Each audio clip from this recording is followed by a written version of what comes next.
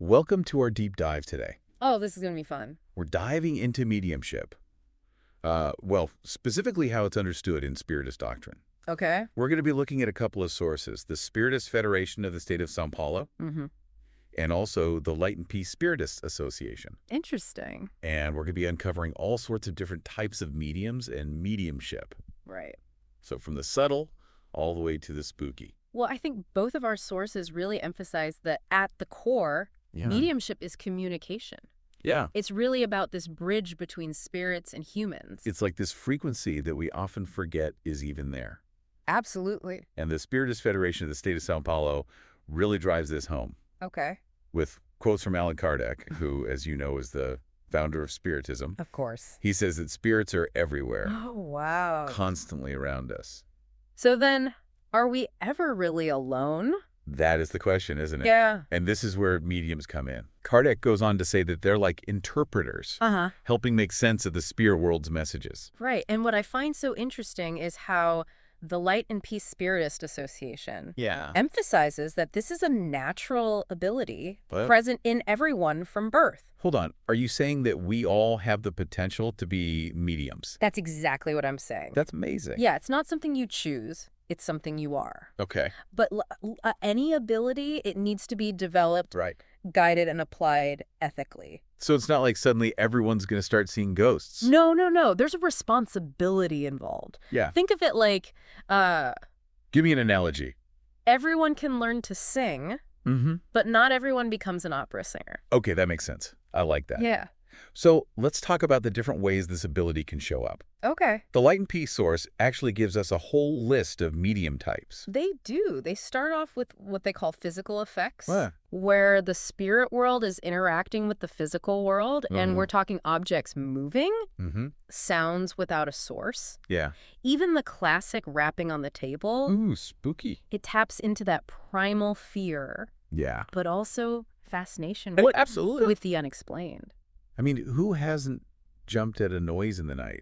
Exactly. Maybe it was the house settling, or maybe. Or maybe not. Right. And then you have what they call sensitive mediums. Okay. These are the people who can sense a spirit's presence. Okay. Almost like a sixth sense. Like you just feel like you're being watched. Exactly. Or a sudden chill. Or just knowing that something's not quite right. Yeah, I think we've all had those moments. Yeah, perhaps. Yeah, I definitely had a few. So that can be a stepping stone to even more, I guess you could say, visual and auditory experiences of mediumship. Okay. And that's where clairvoyance and clairaudience come in. So clairvoyance is seeing spirits. And clairaudience is hearing them. Hearing spirits. That must be intense. It can be, and it's really important to distinguish those experiences from hallucinations. Right, which is where the ethical practice and the development, all that comes in. Absolutely. I feel like we need to have a whole other deep dive on that. We'll probably do. So I'm imagining seeing or hearing spirits. That's already pretty intense. Yeah. But what about hearing a spirit speak through the medium? Oh, well, that's psychophony. Wow. Okay. So they're literally using the medium's voice. That's right. It's like a direct line. To the other side. To the other side. That is so cool. Then there are healing mediums. Okay. Now, as the term suggests, Yeah. they use their connection to the spirit world to facilitate healing. Yeah. This can involve touch, intention, or a combination of methods. So it can be hands-on or more? It can be more subtle, yeah. Interesting. And I think it's fascinating how this concept of spiritual healing crosses so many cultures and traditions.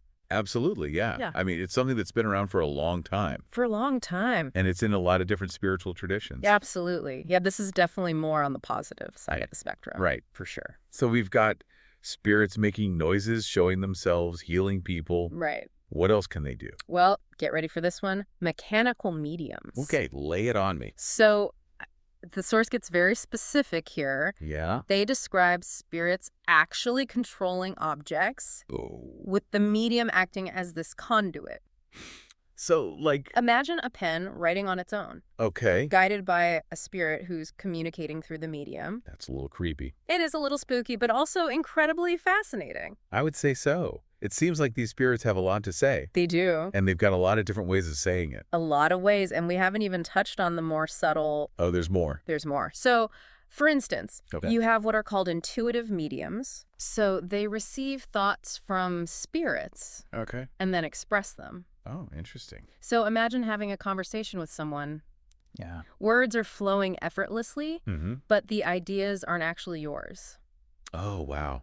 So it's like you're having a mind meld with the spirit, Kinda, yeah. but you have to differentiate your own thoughts from the spirit's thoughts. Exactly. That must get tricky. Yeah, which really highlights this fascinating mental interplay. Okay, what about Yeah. like those who just receive like general ideas or inspiration? Like you just get a sudden flash of insight. You're talking about inspired mediums. Okay. So that's when you're receiving inspiration and insights from the spirit world. Also, that's mediumship too. Absolutely. Okay. It's a much subtler form of communication, but I think it's something that many people experience without even realizing it. Yeah, I think so too.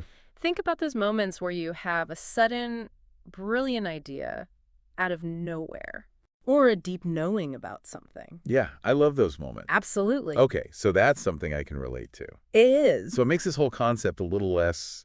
A little less out there. Right, exactly. So we've covered mediums who can sense, see, hear, heal, move objects, and receive thoughts. Anything else? Oh, we can't forget about psychography. Oh, tell me about psychography. This is where spirits communicate through writing. Okay. This one's probably familiar to a lot of our listeners. I was going to say... Because it's portrayed in popular culture a lot. Oh, yeah, for sure. And there are actually subtypes here. Okay. Mechanical, semi-mechanical, and intuitive. Oh, so many ways to communicate. So many ways. It's like a whole language of the spirit world. Absolutely. All right, what else is there? Last but not least, we have premonitions. Premonitions. Like seeing into the future. Glimpses of the future, yes. Okay. That is so cool. It is cool. Is there anything these spirits can't do? Well, remember, according to Spiritism, spirits have a different perspective on time. Okay. So it's less about predicting a fixed future. Right. And more about understanding time's flow in a way that we as humans, bound by linear perception, often can't grasp. It makes sense when you think about everything else we've learned. Absolutely. My mind is blown a little bit. That's a lot to take in. But it's amazing how we've gone from just a basic definition of mediumship to like uncovering all this. It's incredible diversity. Yeah, this diversity of how it can show up. It really speaks to the complexity and vastness of both the spirit world and human potential. Absolutely. But before we get too lost in the details, Yeah. let's shift gears a little bit Okay. to the practical side of things. All right. So the Spiritist Federation of the state of São Paulo Yeah. not only explains these concepts, but also actively works with mediums, Oh, that's right. providing training and guidance. So it's not just, hey, you can talk to spirits. Awesome. Right. It's not enough to just know about it. Right. You have to have the structure and guidance. I mean, it makes sense. It does. You're not just going to hand somebody a scalpel and be like, go do surgery. Exactly. You need training and you need ethics. And you need to know what you're doing. Yeah, absolutely. And the Spiritist Federation of the state of São Paulo seems very aware of this. Yeah, good. Because they train volunteers to work in what they call spiritual assistance programs. Okay. So imagine people who are going through a tough time. Maybe they're grieving or confused or feeling lost. And these trained mediums can offer support and guidance from a spiritual perspective. I like that. So it's not just this spooky sideshow act. No. But it's an actual way to help people. Exactly. Using this ability. And what's even more remarkable is that these mediums are volunteers. Oh, wow. They're not doing this for profit. That's amazing. But out of a desire to serve others. That's really in line with the core values of Spiritism. Absolutely. It adds another layer to this. It does. Yeah, it's not just about the phenomena. It's about human connection. Exactly. The compassion, the desire to make a positive impact. And it makes you wonder if this ability is as widespread as the Light and Peace Spiritists Association suggests. Right? Maybe there's a huge untapped potential for good out there. I never even thought about it that way. It's a lot to consider. Yeah, if we all have this little spark of mediumistic ability, even if it's just dormant, right? What could we achieve if we nurtured it and actually used it for the benefit of humanity? A very good question. That is a very good question. It is, and it leads us to think, what does this all mean for our listeners? Okay, I think everybody at home is thinking right now, well, cool story about spirits, but what about me? Yeah, what about me? Exactly. So let's connect the dots here. If we entertain the idea that mediumship is this inherent human ability, like the Spiritist Federation of the State of São Paulo suggests. Right. It means we might be interacting with the spirit world more than we realize. Okay, wait, hold on. Yeah. So those times when we felt a chill down our spine, Yeah. or had a sudden, like, flash of insight, could those be spirit encounters? That is a possibility. Whoa. Yeah, think about it. Okay. Those feelings of being watched, those inexplicable bursts of inspiration, those gut feelings that steer you in the right direction. Okay. What if those are more than just random occurrences? Okay, so then we're all walking around Yeah. with this hidden antenna, Perhaps. picking up signals from the other side. Maybe, and if everyone has this potential, like the Light and Peace Spiritist Association says, then what would it take to develop these abilities safely and ethically? Right. Could we all be tapping into this hidden wellspring of spiritual connection? Okay, now my head is spinning. It is a lot. We've covered a lot. We have. We went from what mediumship is to all the different ways it can show up to how the Spiritist Federation of the State of São Paulo is actually approaching it.